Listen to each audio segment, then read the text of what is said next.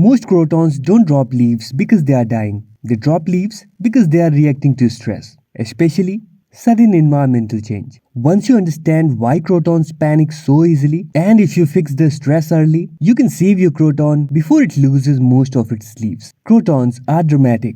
Small change in light, temperature, watering, or even location, and they start sacrificing leaves to survive. In today's video, we will see the real reasons crotons drop leaves and how to fix each one properly.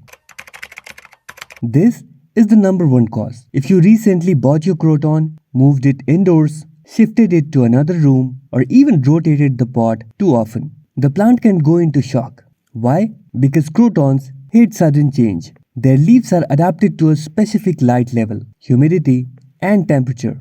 When conditions suddenly change, the plant reduces stress by dropping all the leaves. It's basically the plant saying, I need fewer leaves to survive this new environment. That's why crotons often drop leaves after coming home from a nursery. The good news, if the stem is healthy, new leaves usually grow back once the plant adjusts.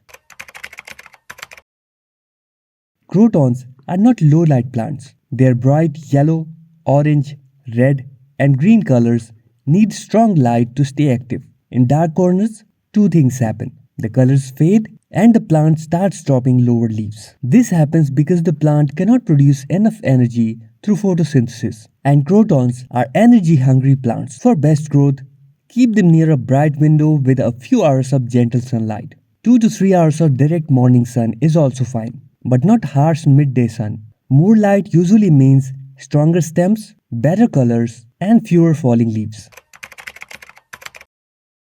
Now this part is important. Both overwatering and underwatering can cause leaf drop. If the soil stays soggy for too long, roots stop getting oxygen. The roots weaken and the leaves start falling. But if the soil becomes bone dry repeatedly, the plant also goes into survival mode and drops leaves to reduce water loss. So instead of watering on a fixed schedule, check the soil first. Water only when around top 30% of soil feels dry. And always use a pot with drainage holes. Terracotta pots are best because they soak excess moisture and protect from root rot. Healthy roots mean stable leaves. Crotons are tropical plants. Cold winds, winter drafts, or direct AC air can stress them very fast. Even one cold night near a window can trigger sudden leaf fall.